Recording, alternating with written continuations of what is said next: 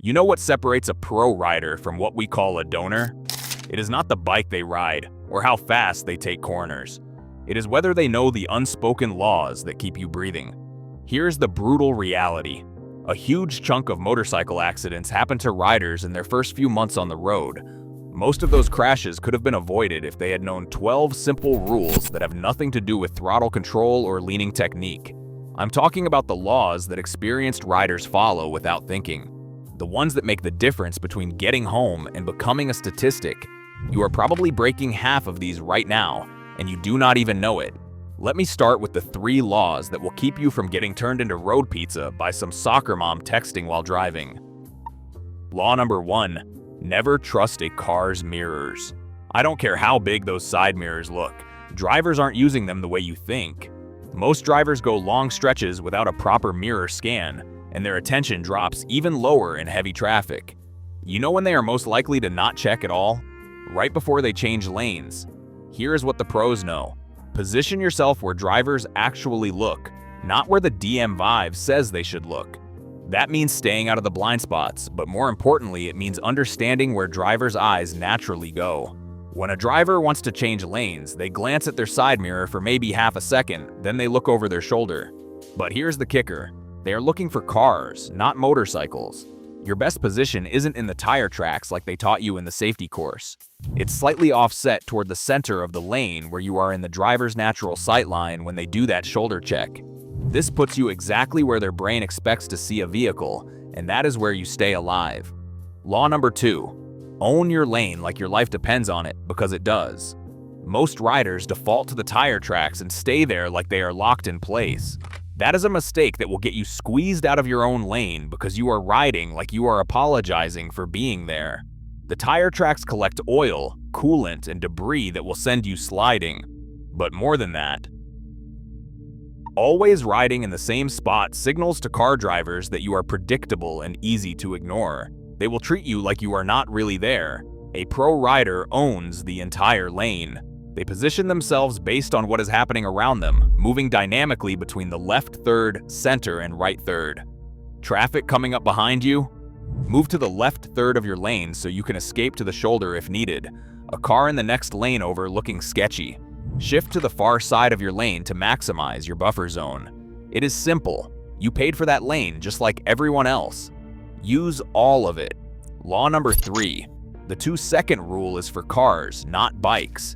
If you are following that close, you are riding on borrowed time. Cars have 4 big contact patches and stability control. You have 2 small ones, and that means you need more space to survive mistakes. Under ideal conditions, a skilled rider on a modern bike can outbrake most cars, but that is only if everything goes perfectly.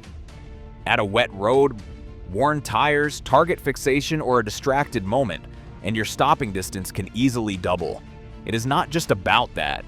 It is about reaction time and escape routes. In a car, your only option is to brake or maybe swerve. On a bike, you can brake, swerve, accelerate, or split lanes. But all those options require time and space to execute.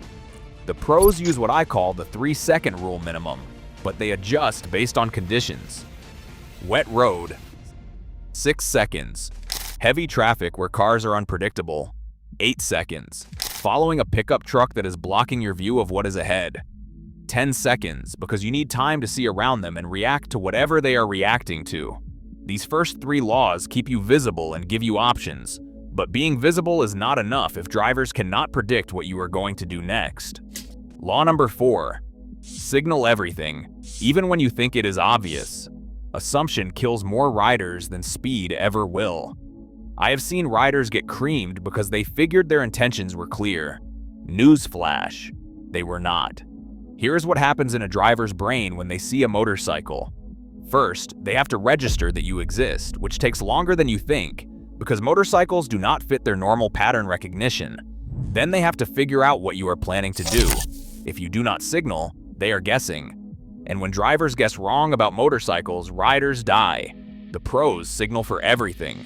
Lane changes, turns, even when they are slowing down significantly.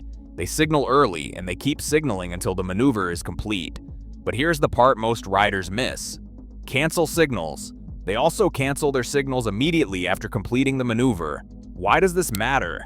Because a motorcycle with a turn signal blinking sends a message to every driver around you. They think you are about to turn or change lanes. If that signal stays on because you forgot to cancel it, drivers will make decisions based on false information.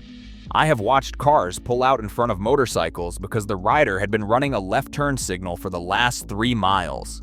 Your signals are not just about following traffic laws, they are about controlling how drivers react to your presence on the road. Law number 5. Never change lanes in intersections. This is not just about following traffic rules, it is about the mathematical reality of sightlines and reaction times. When you are in an intersection, you are in the most dangerous part of the road system. Visibility is compromised from multiple angles, and drivers are processing information from 4 different directions. Here's the geometry problem most riders do not consider. When you change lanes in an intersection, you are moving through the blind spots of vehicles approaching from cross streets. A driver making a left turn is looking for oncoming traffic in the lane you started in, not the lane you are moving to. By the time they register that you have changed lanes, physics has already taken over. Crash data tells the story. Intersections are where a massive percentage of motorcycle fatalities happen, and lane changes during intersection navigation make bad situations worse. The math is simple. Intersections require predictable behavior, and lane changes are the opposite of predictable. Professional riders treat intersections like sacred ground. They pick their lane before entering, and they stick with it until they are completely clear. If they need to change lanes, they do it well before the intersection or well after. There is no middle ground. Law number 6. Your horn will not save you, but your positioning will. I have watched countless riders lay on their horn, thinking it is going to save them from a distracted driver. Here is the reality. By the time you are close enough for your horn to be effective, you are already in danger. Car drivers are conditioned to ignore horns. They hear them constantly in traffic, and their brains have learned to filter them out as background noise. Plus, most motorcycle horns do not have the punch of car horns. That sound you are making is not changing anyone's decision at the last second. Smart positioning, on the other hand, is your real communication tool. When you position yourself in a driver's natural sightline, you are speaking their visual language. When you maintain proper following distance, you are giving yourself time to communicate through movement instead of sound. The pros use what I call active positioning. They are constantly adjusting their lane position based on what drivers around them are doing. Is a car driver checking their phone? Move to the opposite side of your lane. Is a vehicle merging from an on-ramp? Adjust your position to stay out of their merge path. Your bike's position on the road tells drivers what you are planning to do next. Use that communication channel instead of relying on a horn that nobody is listening to anyway. Being predictable keeps you alive, but these next rules keep you out of financial disasters that can end your riding career before it really starts. This is where I watch riders destroy their financial future faster than a high side at turn 2. You buy a perfectly good bike, then immediately start bolting on parts that cost more than the bike itself. And here's the kicker. You are financing it all. I have seen guys with $15,000 in modifications on a bike that is worth $8,000. You financed every chrome doodad, every performance exhaust, every LED light kit. Now they are upside down on a loan for a bike you can't sell because nobody wants to pay premium prices for your personal taste in bling. Here's the math that will make you sick. That $2,000 exhaust you financed at 18% interest, you will pay $2,800 for it by the time the loan is done. But the minute you bolt it on, it is worth maybe $600 in resale value. You just lit $2,200 on fire. The pros buy their modifications with cash, and only after they have owned the bike long enough to know what actually needs improving. Most of the time, the answer is nothing. That stock bike you were so eager to modify, the engineers who designed it spent millions of dollars and thousands of hours making it work properly. Your bolt-on parts from the catalog are not an improvement, they are a compromise. Want to modify something? Modify your skills first. Track days cost less than a new exhaust, and they will make you a better rider. The bike does not need chrome. You need practice. Law number 8, the 10% guideline for gear spending. Dealers love new riders because they will sell them everything in the store. Full race leathers for commuting to work. $600 helmets for weekend rides. Boots that cost more than most people's rent.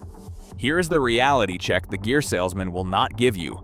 Your gear budget should be roughly 10% of your bike's value as a starting point, and that includes everything. Helmet, jacket, gloves, boots. Not 10% each, 10% total. Adjust up if you're doing serious touring or track days, but that's your baseline. That doesn't mean buy cheap garbage. It means buy appropriate gear for your actual riding, not the fantasy version where you're dragging knee at the track every weekend. A $300 textile jacket will protect you just as well as a $1,200 leather jacket in the type of crash you're most likely to have. The expensive gear makes sense if you're doing track days or long-distance touring. For commuting and weekend rides, mid-range gear does the job. Spend the money you save on training courses that will teach you how to avoid crashes in the first place. I have watched riders spend $5,000 on gear, then low-side in a parking lot because they never learned proper slow-speed handling. The gear protected them from road rash, but training would have prevented the crash entirely. Law number 9.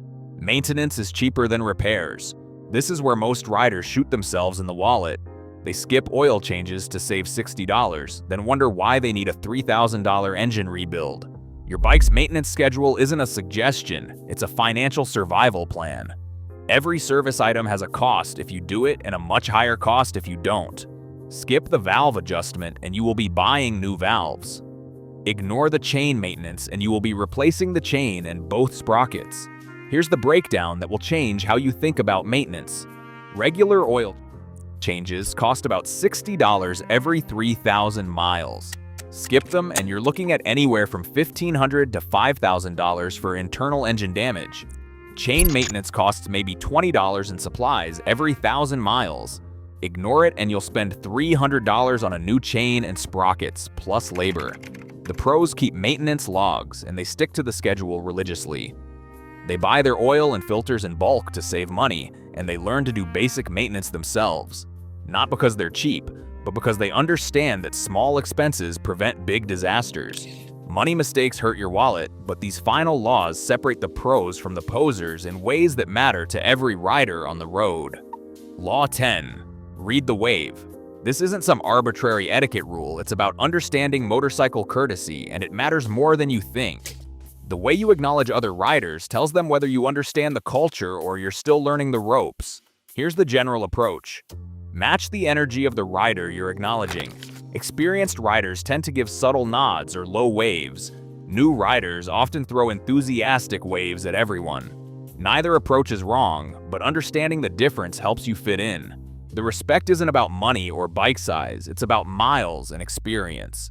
That guy on the beat-up Ninja 250 who's been commuting every day for 10 years? He's earned respect through consistency. The woman on the Sportster who's put 100,000 miles on her odometer? She gets recognition for her dedication to riding. But here's the deeper truth. How you wave reveals whether you understand motorcycle culture or you are just wearing the costume. Experienced riders can spot a poser from a quarter mile away based on their wave alone. Too enthusiastic? You are new. No wave at all? You are not really part of the community. Wave up when you should wave down? You do not understand the respect structure. The pros know that the motorcycle wave is not just a friendly greeting, it is a quick assessment of who belongs and who is still learning. Wave and you will earn respect. Get it wrong and you will mark yourself as someone who does not understand the culture. Law number 11. Never rev at lights. Your exhaust note announces your skill level to everyone within earshot. And most of the time, you are not sending the message you think you are sending. Every experienced rider within a half-mile radius knows exactly what kind of rider you are based on how you handle your bike at a stoplight. Here's what revving at lights actually communicates. First, you do not know how to properly warm up your engine. Second, you are insecure about your bike or your skills. Third, you think noise equals performance. Fourth, you do not understand that respect is earned through riding, not sound. Professional riders warm their bikes properly during the first few miles of riding, not by sitting at intersections making noise. They understand that a properly tuned engine does not need theatrical revving to stay running. When they blip the throttle, it is for a mechanical reason, not for attention. But there is a bigger issue here. Revving at lights makes all motorcyclists look bad to car drivers and pedestrians. You are the reason people think all bikers are obnoxious attention seekers. You are damaging the reputation of every rider who shares the road with you. The sound of your bike should come from riding it properly, not from sitting still and making noise like a teenager with his first car. Law number 12, help other riders, even the idiots. This is the code that keeps the motorcycle community alive, and breaking it makes you part of the problem. When you see a rider broken down on the side of the road, you stop. When you see someone struggling with their bike in a parking lot, you offer help. When a new rider asks questions, you give real answers instead of sarcasm. This is not about being nice, it is about survival. The motorcycle community is small, and we are all we have out there. Car drivers already see us as a nuisance. Insurance companies treat us like walking lawsuits. Politicians view us as noise problems. The only people who understand what we deal with on the road are other riders. But here's the part that separates pros from posers. You help everyone, even the riders you think are idiots. The guy who bought a leader bike as his first motorcycle needs help more than anyone. The rider with more chrome than skill is still part of the community. The weekend warrior who only rides to Starbucks, his money keeps dealerships open. Every rider you help becomes an advocate for motorcycling. Every rider you ignore or mock becomes someone who might not help you when you need it. The community only works if everyone participates. Master these 3 laws, and you'll earn respect instead of eye rolls from riders who actually know what they're doing. These aren't suggestions, they're survival strategies disguised as etiquette. The difference between a pro and a donor isn't talent or experience, it's following these 12 laws without thinking about them. Here's the harsh truth about which laws most riders ignore and why that gets them in trouble. Laws 1 through 3 about visibility. Most riders position themselves wrong because they're following outdated safety course advice instead of understanding how drivers actually behave. They stick to one spot in their lane, like they're apologizing for existing, then wonder why cars don't see them. The predictability laws? Even worse. I watch riders every day who signal randomly, change lanes and intersections, and think their pathetic horn is going to save them from a texting soccer mom. They're communicating with drivers using a language drivers don't understand. But the money trap laws are where I see the most damage. Riders financing modifications they can't afford on bikes they'll never be able to sell. Buying gear that costs more than their bike because some salesman convinced them they need race spec everything for weekend rides. Skipping maintenance to save $60, then spending thousands on repairs. The respect economy laws separate the riders who get it from the ones. Some riders think they bought their way into the community. You can spot the posers immediately. They wave wrong, rev at lights like teenagers, and think helping other riders is optional. These are not suggestions, they are survival strategies disguised as etiquette. The difference between a pro and a donor is not talent or experience. It is following these 12 laws without thinking about them. Here is the harsh truth about which laws most riders ignore and why that gets them in trouble. Laws 1 through 3 about visibility. Most riders position themselves wrong because they follow outdated safety course advice instead of understanding how drivers actually behave. They stick to one spot in their lane like they are apologizing for existing, then wonder why cars do not see them. The predictability laws are even worse. I watch riders every day who signal randomly, change lanes and intersections, and think their pathetic horn is going to save them from a texting driver. They are communicating with drivers using a language drivers do not understand. But the money trap laws are where I see the most damage. Riders finance modifications they cannot afford on bikes they will never be able to sell. They buy gear that costs more than their bike because a salesman convinced them they need race spec everything for weekend rides. They skip maintenance to save $60, then spend thousands on repairs. The respect economy laws separate the riders who get it from the ones who do not. Posers wave wrong, rev at lights like teenagers, and treat helping other riders as optional.